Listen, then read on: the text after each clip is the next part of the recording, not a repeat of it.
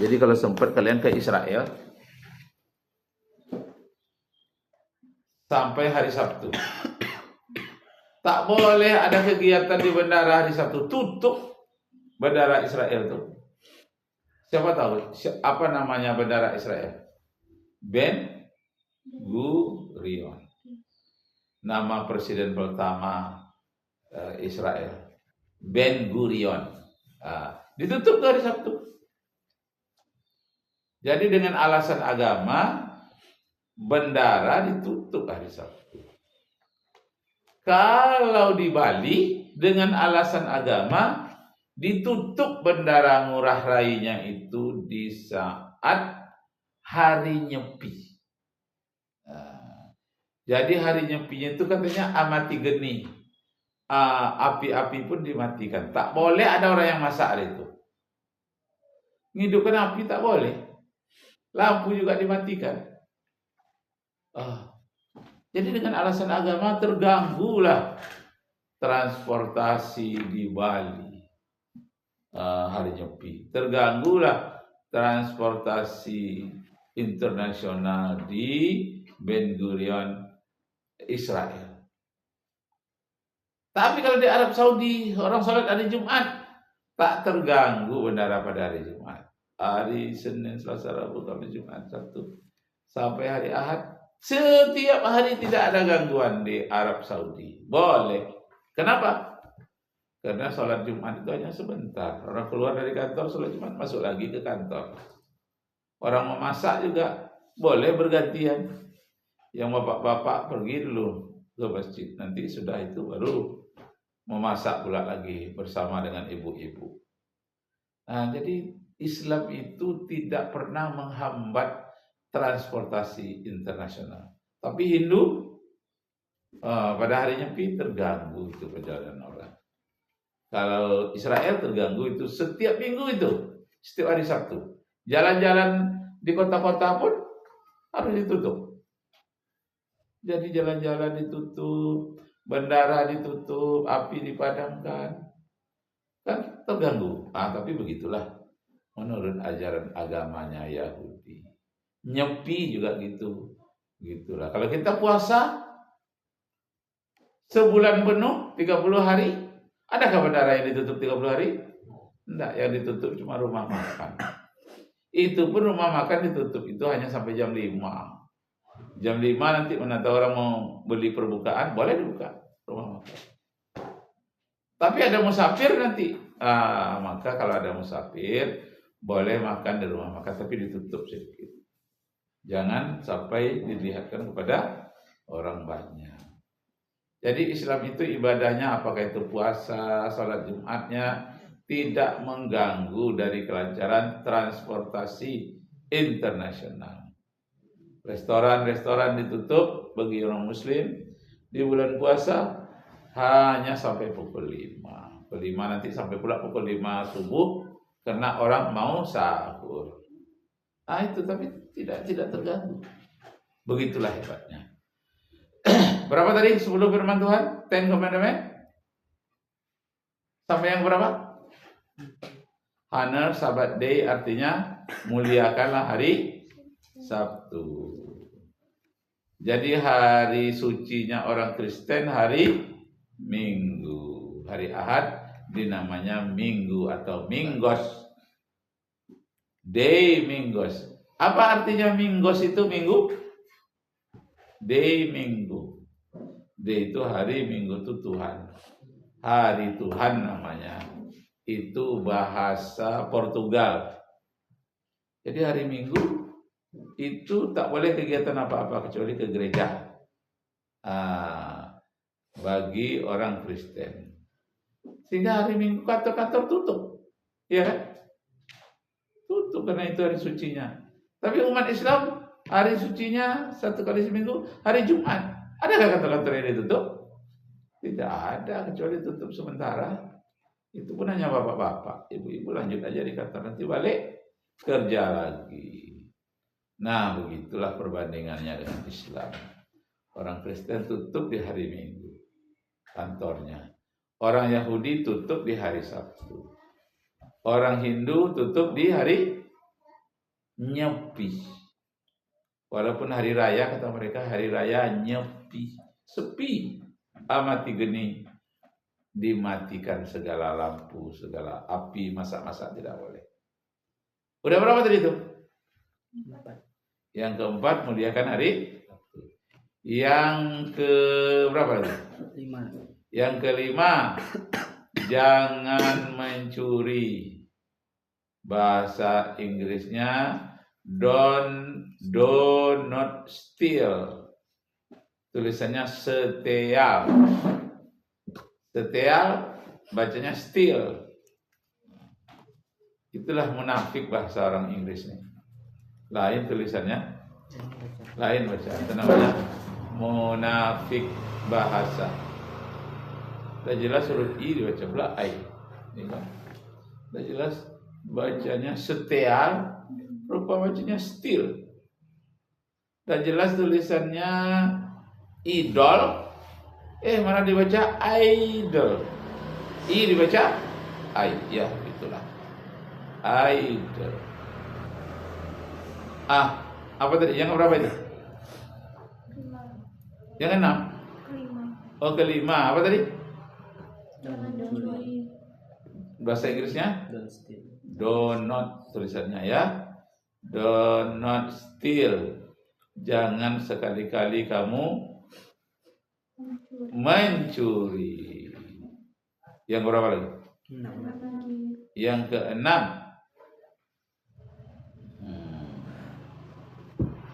Jangan sekali-kali bergaul bebas.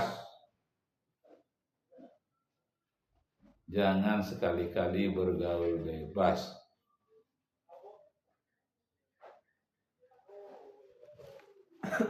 Bergaul bebas itu dalam kurung perspel. Listen. Perspel. Perspel itu bergaul bebas tanpa nikah. Nah, kalau bergaul bebas ada nikah nggak apa-apa. Yang tidak boleh gaul bebas itu kalau dia belum nikah. Kalau sudah nikah memang disuruh bebas. Bebaslah sebebas-bebasnya kalau sudah nikah. Upper spell ya. Upper spell. Yang berapa itu? 6. Yang ke-6. Nah, iya. Yang ke-7. Jangan bersumpah. Sumpah palsu. Jadi bersumpah itu tidak boleh. Orang Kristen menukar kata-kata sumpah dengan kata-kata janji. Dengan mengangkat jari 2. Aku bersumpah, kata orang Islam, sumpah pegawai negeri. Dia gini aja, aku berjanji.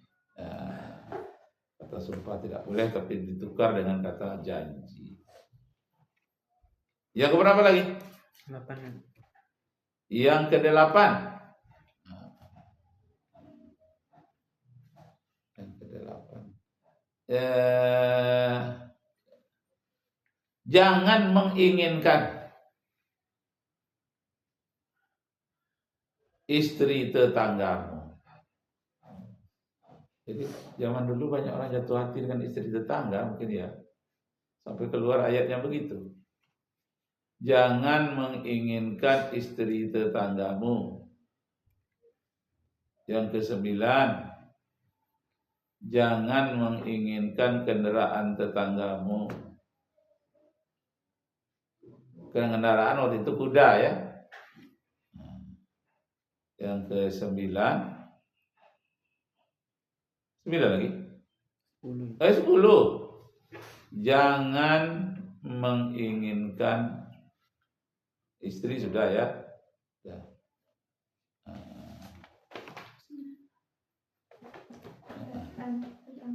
Iya, jangan. Kendaraan tetangga. Istri tetangga sudah ya. Pembantu. Jangan menginginkan pembantu tetanggamu. Kalau jatuh hati sama anak tetangga nggak apa-apa. Tapi sama istrinya nggak boleh. Sama suaminya tidak boleh. Pembantunya tidak boleh. Jadi diambillah pembantu orang itu jadikan pembantu kita, tidak boleh. Kecuali orang itu menyerahkan, ambillah pembantu, kami sudah tak perlu pembantu lagi karena mesin cuci dah bisa nyuci sendiri, mesin penyapu bisa nyapu sendiri, tak perlu lagi pembantu. Bila bantu, tapi kalau dia sedang bekerja bertugas itu lalu kita ambil pula, tidak boleh. Jangan menginginkan pembantu sesama. Kitab apa tadi namanya? Kitab Taurat. Kitab apa lagi? Zabur, ya. Kitab Zabur disebut juga kitab Mazmur.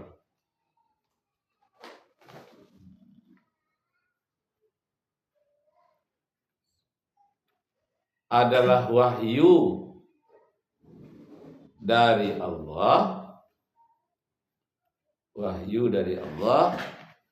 diberikan kepada Nabi Daud. Nabi Daud, ya. Dan anaknya Nabi Sulaiman.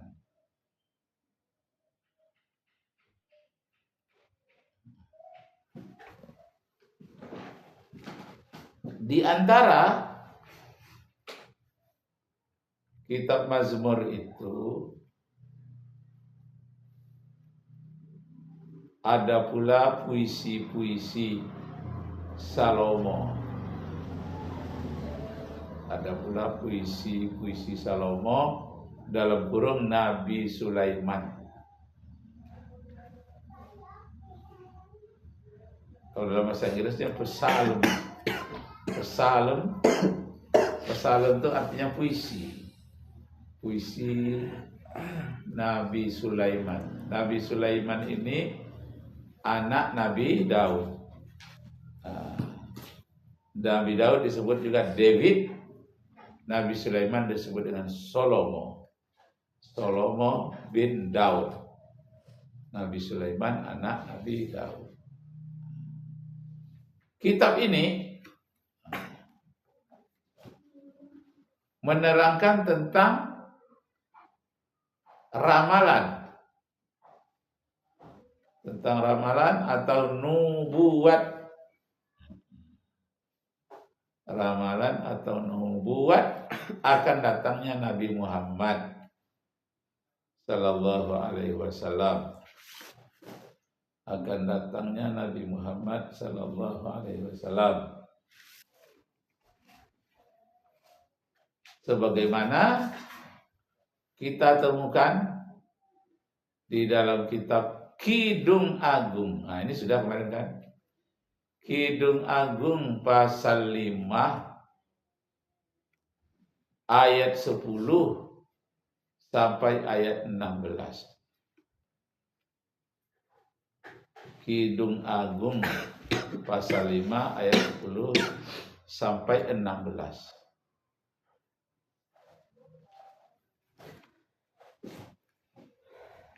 Yang berbunyi titik 2.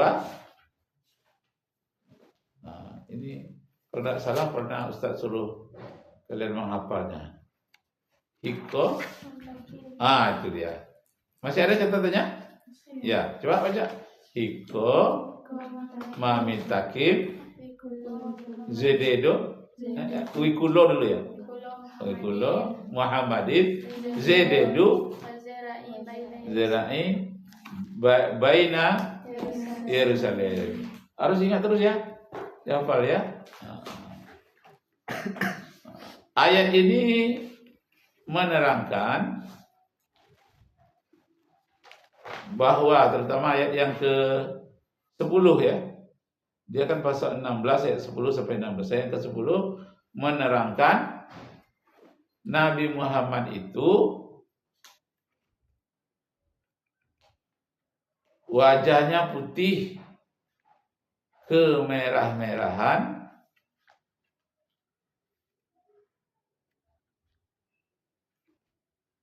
selalu naik kuda,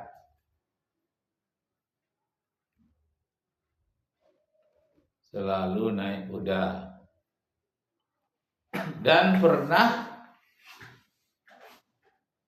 memimpin selaksa tentara. Selaksa itu berapa itu? Berapa itu selaksa? Selaksa tentara. Berapa selaksa itu?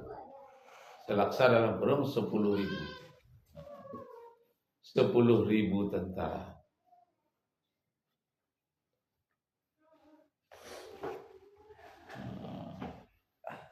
Catatannya, tulis. Catatannya, ketika Nabi Muhammad menaklukkan Mekah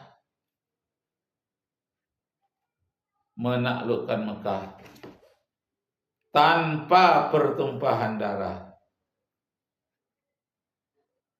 Menaklukkan Mekah tanpa pertumpahan darah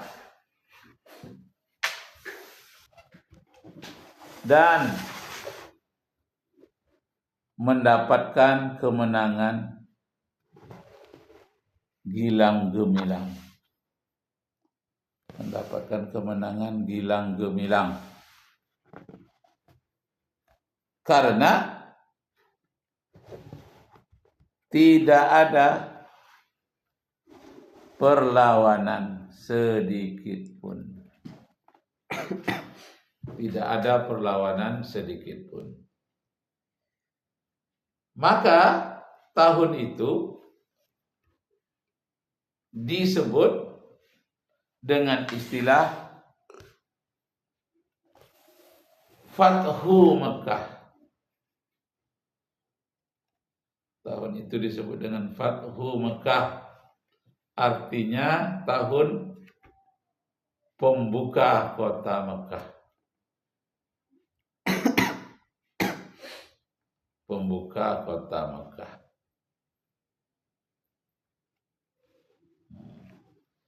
Nabi Muhammad mengatakan,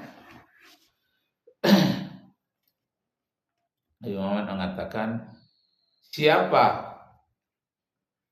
yang masuk ke Masjidil Haram, siapa yang masuk ke Masjidil Haram, dia selamat. Siapa yang masuk ke Masjidil Haram, dia selamat. Tidak boleh diperangi.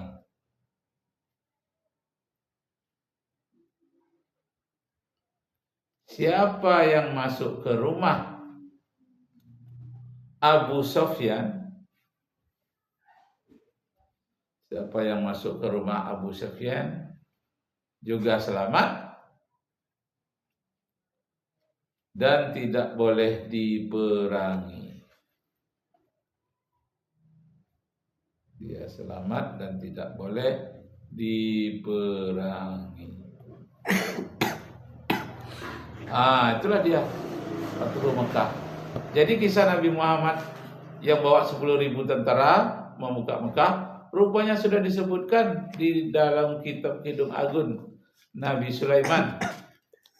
Dalam Kidung Agung dikatakan nanti di akhir zaman akan ada Nabi membawa 10.000 tentara. Dipelajarilah siapa yang pernah mengomandokan 10.000 tentara. Zaman Nabi Daud tidak ada, zaman Nabi Musa tidak ada, zaman Nabi Isa tidak ada. Yang orang warna kulitnya putih kemerah-merahan membawa 10.000 tentara hanya Nabi Muhammad sallallahu alaihi wasallam. Nabi Muhammad saja yang seperti itu.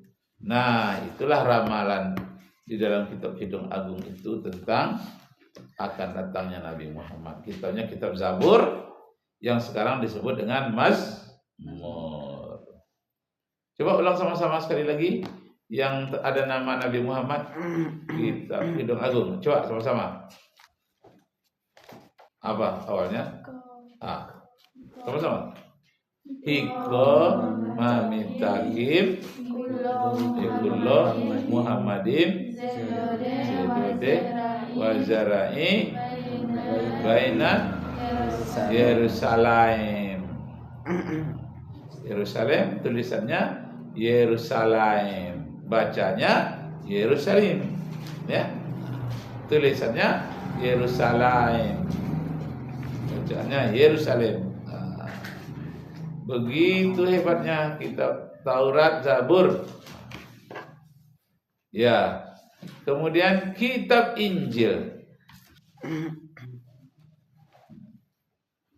Menurut peneliti bukanlah wahyu dari Allah. Bukanlah wahyu dari Allah. Karena di dalamnya terdapat pertentangan-pertentangan yang banyak. Di dalamnya terdapat pertentangan yang banyak, yang sangat-sangat kontradiksi. Yang sangat-sangat kontradiksi.